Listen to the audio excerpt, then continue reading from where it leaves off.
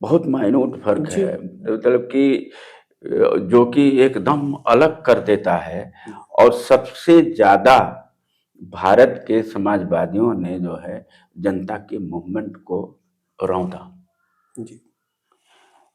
कि ये जो है, और कम्युनिस्ट अलग थलग लेकिन अगर हम करते गए। पॉलिटिकल मूवमेंट देख पाते हैं जो सफलता प्राप्त करते हैं, हम्म, या जो खासतौर पे जो सत्ता तक पहुंचने की बात होती है, तो उसमें समाजवादी मूवमेंट ही हाँ महत्वपूर्ण हाँ, दिखता है। महत्वपूर्ण दिखता है।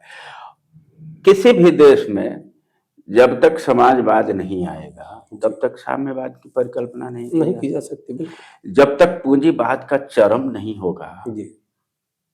तब तक जो है समाजवाद भी नहीं आ सकता। जी।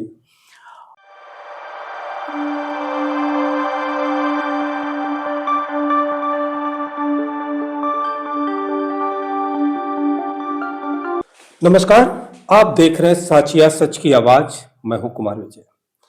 आज हम समसामयिक पहलू के सबसे ज्यादा पेचीदा और जरूरी मसले पर बात करने के लिए अपने स्टूडियो में आमंत्रित किए हुए हैं सीपीआईएम के बहुत ही महत्वपूर्ण राजनयिक नेता, लगातार सामाजिक परिवर्तन की लड़ाई लड़ने वाले अमृत कुमार जी को। तो अमृत कुमार जी, आपका हम बहुत बहुत स्वागत करते हैं। अमित जी, हम जैसा कि इस समय देख पा रहे हैं, सरकार लगातार सरकारी सेक्टर को प्राइवेट हाथों के हवाले कर रही है। तो इस प्राइवेटाइजेशन का खतरा आप कैसे देख पा रहे हैं? चूंकि आप लगातार प्राइवेटाइजेशन के खिलाफ बोलते रहे हैं, तो कई बार ऐसा होता है कि जो निजीकरण का दौर पूरा चल रहा है, इसको आम आदमी नहीं समझ पा रहा है कि इसके खतरे क्या हैं। तो हम चाहते हैं कि उन खतरों से हमारे दर्शकों को आप आगाह कराएं, बहुत वैज्ञानिक तौर पर। तो अभी तो तत्काल इस ऊपर बात करने से पहले जी। इसके बेस पर जाना होगा कि आखिर ये पैदा कहाँ से हुआ। जी। दुनिया दो ध्रुवी में बट रही थी, दक्षिण पंथ और वाम पंथ। जी। सोवियत संघ का पतन हो रहा था। जी। 90 में हमारी सरकार ने नव उदारवादी नीति अपनाई। जी। उसका एक हिस्सा निजीकरण जी। है। जी। तो निजीकरण पर तो हम लोगों ने उसी समय से बोलना शुरू किया कि ये देश के लिए खतरनाक होगा। जी। आज दिखाई भी दे रहा है। जी। आज इसलिए दिखाई दे रहा है कि वो जो पौधरोपण जो है 1990 में भारत ने किया, जी। आज वो विशाल काय वृक्ष बन चुका है। जी। नहीं तो चूंकि एयरलाइंस को लेके ज्यादा पैनिक हम लोग हुए हैं, जी। तो हम शुरुआत करते हैं एयरलाइंस पर ही। जी। एक समय था जब हमारे आजाद भारत के प्रथम प्रधानमंत्री जी। जवाहरलाल नेहरू ने टाटा से रिक्वेस्ट किया कि तुम्हारे पास स्टील अथॉरिटी ऑफ इंडिया हमारे पास नहीं थी, जी। तो स्टील है, तो आप हमारे साथ जुड़ो और हम लोग एयर इंडिया बनाए। जी। तो परिवहन चूंकि व्यवसाय नहीं था और न है, जी। वो सेवा है। जी। तो टाटा ने सेवा है या सेवा था? सेवा है, अभी जी। हम ये मानते हैं लीगलाइज कि तौर पर। हाँ जी। हाँ, जी। लीगलाइज तौर पर सेवा ही है। जी। तो उस समय टाटा ने रिफ्यूज कर दिया उनके प्रस्ताव को। जी। नतीजा, बहुत कम लोग इस बात को बताते हैं कि तब नेहरू जी ने दिल्ली की आधी जमीन बेची अपनी जी। और हवाई जहाज टाटा से खरीदा जी। और एयर इंडिया बनाया। एयर इंडिया वो चीज है। जी। आज वो एयर इंडिया का निगमीकरण किया गया। जी। इसमें करीब 50-60 कंपनियां आई। जी। होना चाहिए था कंपटीशन। जी। आप इसीलिए न किए कि जनता को और राहत मिलेगी, जी। तो कंपटीशन होगा तो राहत मिलेगी। जी। लेकिन सिर्फ दो कंपनियों का आधिपत्य हो गया, जी। और वो आधिपत्य जो है टाटा का हुआ जी। और अडानी का हुआ। जी। नतीजा देख रहे हैं आप कि एयर इंडिया की शिकायत कभी नहीं मिलती थी। अगर छोटी भी शिकायत आ गई, प्लेन में ही यात्री ने कर दिया, तो उसका निराकरण तुरंत होता था। जी लेकिन जैसे ही एयर इंडिया टाटा के हवाले की गई, वैसे ही शिकायतों का अंबार लग गया। यहाँ जी तक कि मिनिस्टरों ने भी किया, जी जो तत्कालीन सरकार में बैठे हुए हैं, जी शिवराज सिंह, जी जी है ना। गुजरात की घटना में तो हाँ हाँ पूर्व हाँ मुख्यमंत्री ही हाँ हाँ, चल बसे चल उसमें। बसे। जी तो वो किसी प्राइवेट कंपनी का हवाई जहाज नहीं, वो हमारा हवाई जहाज था, जी जो हम दे दिए प्राइवेट हाथ में। जी आज भारत एक अजूबा देश है, जिसके जहाज एक भी नहीं हो और उड्डयन मंत्री है। जी ये अजूबा देश है, जी किसी दुनिया के किसी देश में ऐसा नहीं है। तो बाकी जो प्राइवेट सेक्टर के जहाज चल रहे हैं उनके लिए नीति नियामक संस्था तो रहेगी ना, उसके तो लिए मंत्री होने में क्या वो दिक्कत है, लेकिन आप सोचिए कि 2024 में एक गाइडलाइन आती है, है? जी और उस गाइडलाइन से डिरेल्ड वो नियामक संस्था ही क्यों हो जाती है? जी कि जो जो जो रूल रेगुलेशन बना था उसमें ढील क्यों दी गई? जी जी रूल रेगुलेशन तो रूल बिल्कुल बिल्कुल रेगुलेशन है। बिल्कुल। अब नहीं तो हालांकि अब जब एविएशन सेक्टर में आया तमाम जो जो आप कुलीन वर्ग जिसको कहते हैं वो प्रभावित हुआ, तब तो ये बात बड़ी मुखर तौर पे आई। ले- लेकिन इससे पहले जब यही सब कुछ प्राइवेटाइजेशन शुरू हुआ रेलवे का, सबसे पहले रेलवे का प्राइवेटाइजेशन जब हुआ तो जो ट्रेनें जिनका संचालन प्राइवेट हाथों को दिया गया या जिन तमाम प्लेटफार्मों का नियमितीकरण और तमाम उसकी जो संचालन की प्रक्रिया है जो प्राइवेट हाथों को दी गई, तो पहला जो विरोध होना चाहिए था वहां से मुखर विरोध होना चाहिए था, लेकिन जनता ने अपनी चीजों को दूसरों के हवाले करने पर कभी कोई आपत्ति नहीं नहीं प्रकट की। नहीं, असल में पहले जो है जनता समझ नहीं पाई। अब तो जनता बनाई गई ना। आज की जनता तो जो है आपके खिलाफ खड़ी हो जाएगी, आप सच सच बात करोगे तो, जी है ना। लेकिन एक समय था 70 के दशक में जी कि अगर सरकार कोई भी 1 इंच भी डिग्रेड होने की कोशिश करती थी तो सड़कें भर जाती थी। जी और लोहिया का कथन आज एकदम सच हो गया है कि जब सड़कें सूनी हो जाएंगी तो संसद आवारा हो जाएगी। आभार हो जहां तक हम कम्युनिस्टों की बात है, जी तो लेनिन ने भी कभी कहा था कि ये सुअरबाड़ा है।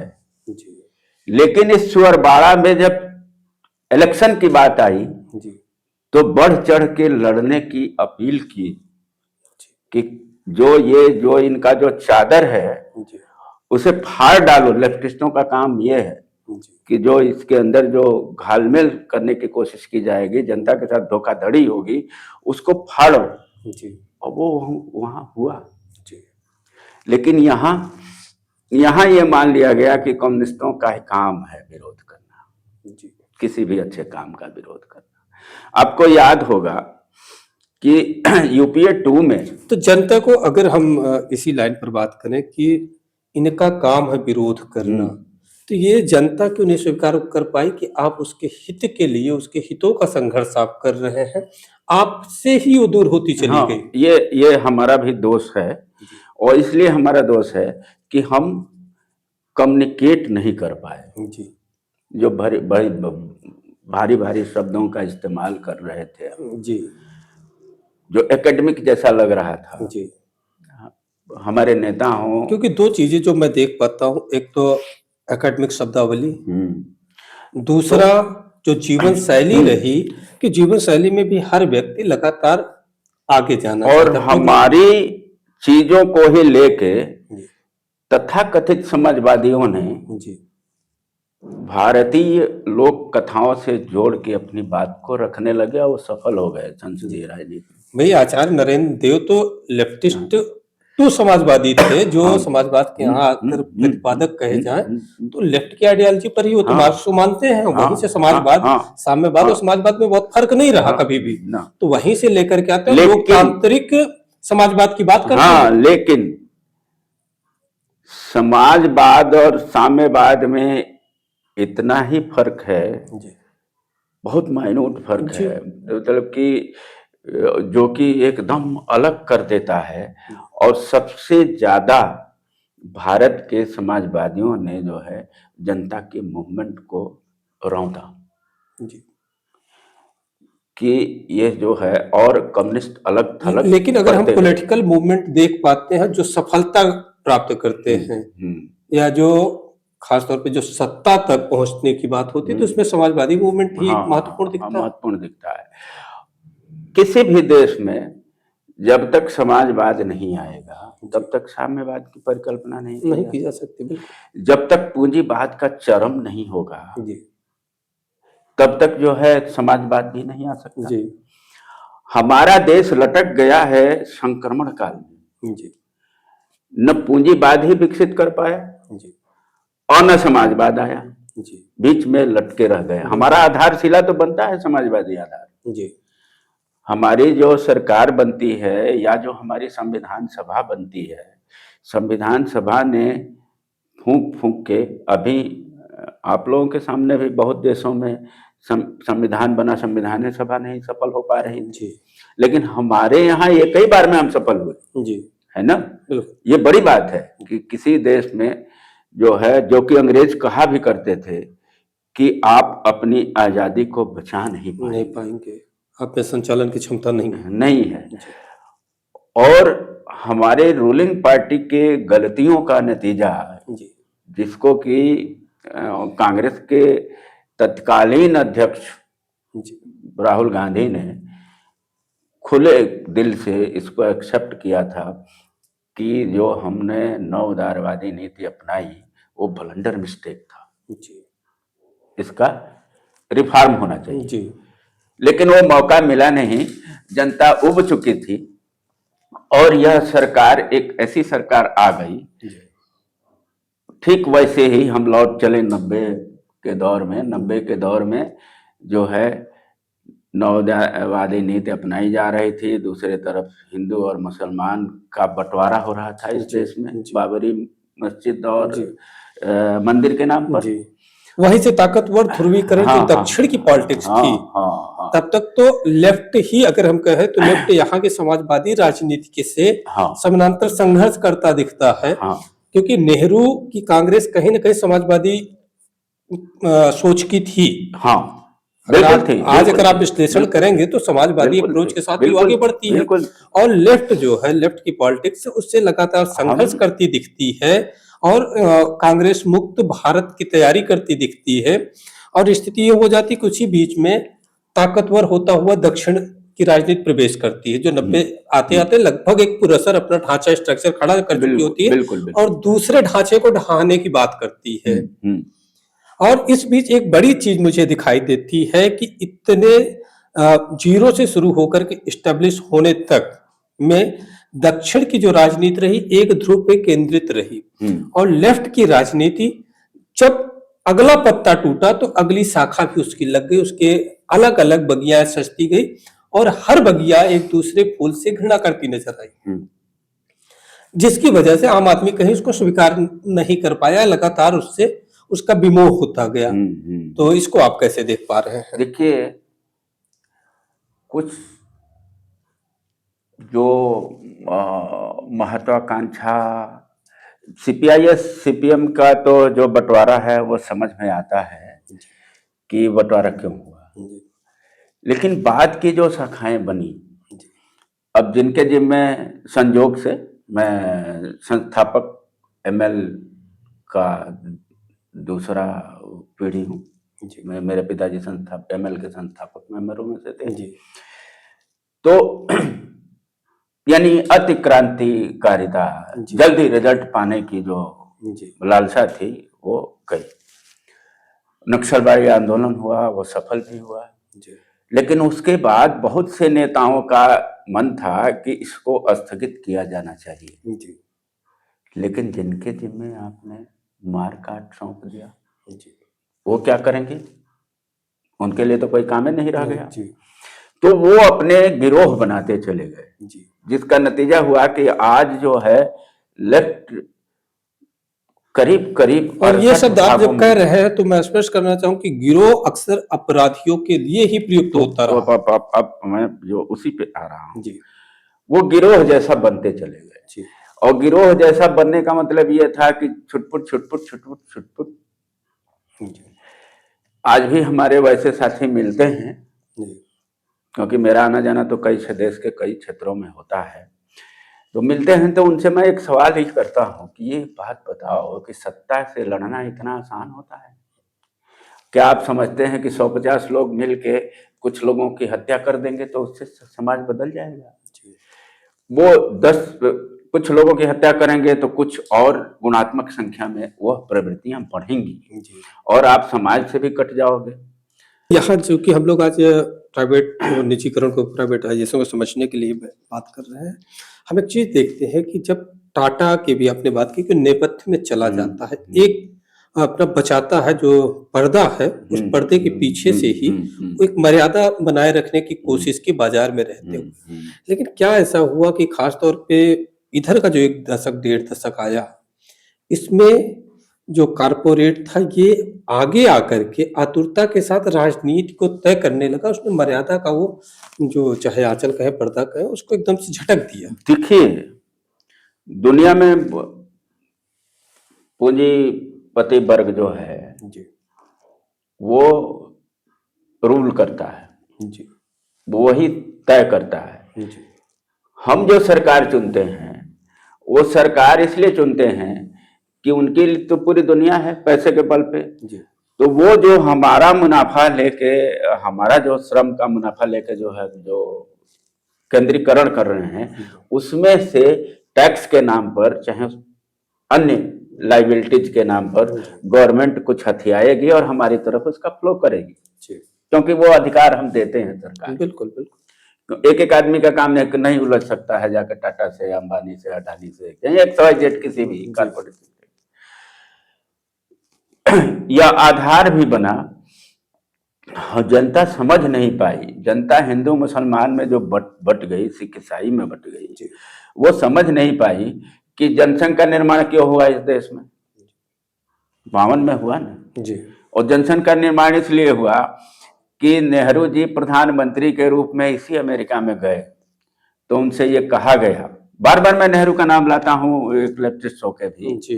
इस बात को मतलब आपको भी लगता होगा कि क्यों बार बार नेहरू की बात कर रहे हैं, क्योंकि प्रासंगिकता साबित की है नेहरू ने, उनकी जरूरत है। तो नेहरू जी से ये कहा गया कि मिस्टर नेहरू आपके साथ इतने लाख डॉलर बैठे खाना पर। जी। नेहरू तो नकमिजाजी आदमी थे, उन्होंने रिजेक्ट किया उनके प्रस्ताव को। और जो जिस भी गेस्ट हाउस, सर्किट हाउस, जो भी जहां भी रुके हों ऑन डिमांड जो है उन्होंने खिचड़ी बनवा के खाया। लेकिन वो भोजन का वो कर दिया। तब दुनिया के बनियों ने सोचा कि अरे भारत में तो हमारी सुनवाई अब कम होगी, तो क्या करा जाए? तो एक राजनीतिक दल बनाया और जनसंघ का निर्माण होता है। आज वो जनसंघ ही रूल कर रहा है, लगता है यहाँ तक आ गई है भारतीय जनता पार्टी के रूप में। और ये समझना आपको बहुत महत्वपूर्ण बात कर रहे हैं अमृत जी कि किस तरीके से कारपोरेट अपने हित का निर्माण करने के लिए एक ऐसी सत्ता को समय के साथ ला करके आपके मुहाने पर खड़ा कर देता है कि आपके राजनीति की मसाल उसके पीछे कहीं छुप जाती है। इतनी रोशनी, इतना चकाचौंध क्रिएट करता है कारपोरेट। तो ये बहुत महत्वपूर्ण बात कर रहे हैं, इसको गंभीरता से समझे जाने की जरूरत है जी। तो अब हम जो ये चकाचौंध है उसमें फंसते चले गए और जो हमको सीधे दिखाई देने लगा हमारा दुश्मन कि हमारा दुश्मन मुसलमान। जहां मुसलमान नहीं है वहां कोई और है, ईसाई भी हो सकता है। वहाँ कभी अटल बिहारी वाजपेयी से पूछा गया था कि भाई अब ये बताइए कि इस देश में अगर मुसलमान नहीं होते तो आप किससे लड़ते? तो उन्होंने कहा किसी देश से लाते।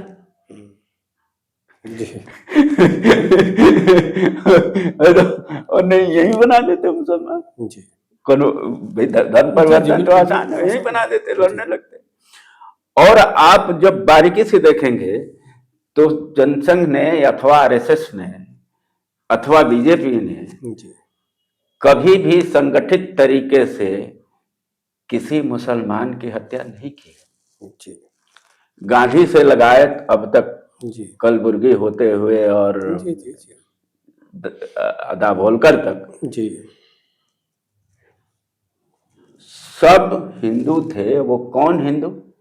जो साइंटिफिक टेम्परामेंट के थे, जी उनकी हत्याएं की। जी मुसलमान तो ईंधन है कि बस वो आग जल रही है, जल रही है, जल रही है, टूट पड़ो, टूट पड़ो, टूट पड़ो। जी और एक मुसलमान जब अपने नेतृत्व की बात करता है तो लेफ्ट भी उसको सी टीम बी टीम के तौर पे घोषित करता है, जबकि लेफ्ट की अपनी ही अनंत टीमें होती जाती हैं, उस पर कभी बात नहीं, नहीं लेफ्ट करते। की अनंत टीमें नहीं है। जैसे वो तो अलग जो हो गया वो अलग हो गया, वो अलग उनका राजनीतिक दल है, उनकी राजनीति।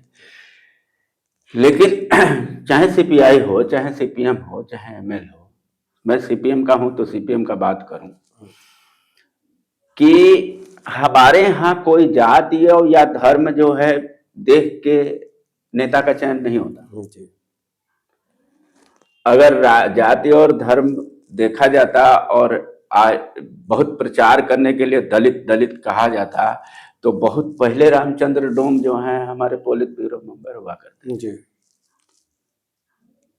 अभी भी वो पोलित ब्यूरो सब बाहर हैं क्योंकि जी हमारे यहाँ टर्म्स है, पोलित ब्यूरो के बाहर हैं। हमारी बंगाल की सरकारों में कई मंत्री दलित हुआ करते थे, जी जो उनको दलित कार्ड घुमाने के लिए नहीं थमाया गया था। जी हमारे यहाँ नेता होता है और नेता वो होता है जो मार्क्सवाद की आइडियोलॉजी को समझे और आज के संदर्भ में उसे लागू कराने की कोशिश करे और जनता को लामबंद करे। जी चूंकि बताएंगे कि अब संक्षेप में केवल हमारे दर्शकों को ये बताएं कि जो प्राइवेटाइजेशन चल रहा है, जिसकी अभी बड़ी विषम परिस्थिति देखी देखी गई, जो इंडिको का पूरा प्रकरण रहा एविएशन सेक्टर में, तो इसके भविष्य के खतरे आप कैसे देख पा रहे ये हैं, चाहे विद्युत में हो। केवल इंडिको का मामला नहीं है, जी ये पूरे हिंदुस्तान का मामला है। एक ईस्ट इंडिया कंपनी ने जो है हमारे जो है नवोदया तेल जला दिए जी देश छोड़ने में। 7,500 कंपनियां हैं जी जो खाक की तरह है। और आज सबसे बड़ा संकट यह है कि हमारा साया भी हमारे साथ नहीं है। जी ऐसे में हम इस लड़ाई को कैसे ले जाएं जी और और अपने भारतीय संविधान के कानून के अंतर्गत जी रहते हुए, कानून से अलग हट के नहीं। जी जो संविधान हमारा, कानून तो कुछ भी बना दे गवर्नमेंट तो उसका तो विरोध हम करेंगे, लेकिन जो हमारी संविधान का जो मूल भावना है उस मूल भावना के साथ लग के अपने को जोड़ के और कैसे जनता के बेहतर जीवन की लड़ाई को हम लड़ सकें और बड़ी लामबंदी एक कर सकें, क्योंकि अकेले ये कम्युनिस्टों के मान का अब नहीं है। जी यह जी दौर बिल्कुल नहीं है कि हम ये कहें कि जो है केवल कम्युनिस्ट पार्टियां जो है खड़ी हो जाएंगी और जो है हम इनको भगा देंगी।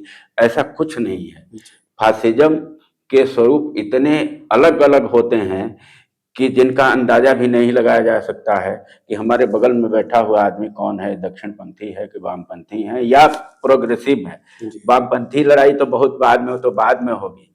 जब तक हम एक बड़ा नागरिक आंदोलन नहीं खड़ा करते, इस देश में नागरिक बोध नहीं पैदा करते, तब तक यह लड़ाई लड़ी नहीं जा सकती। जी, तो अमृत जी ने बहुत महत्वपूर्ण बात कही कि जब तक नागरिक बोध नहीं पैदा होता, तब तक ये लड़ाई नहीं लड़ी जा सकती, और वो देख पा रहे हैं कि भारत कहीं न कहीं एक बार फिर से कारपोरेट गुलामी की तरफ बढ़ रहा है, जिसकी वो आशंका व्यक्त कर रहे हैं। फिलहाल हमारे साथ बातचीत करने के लिए बहुत-बहुत धन्यवाद। धन्यवाद आपको।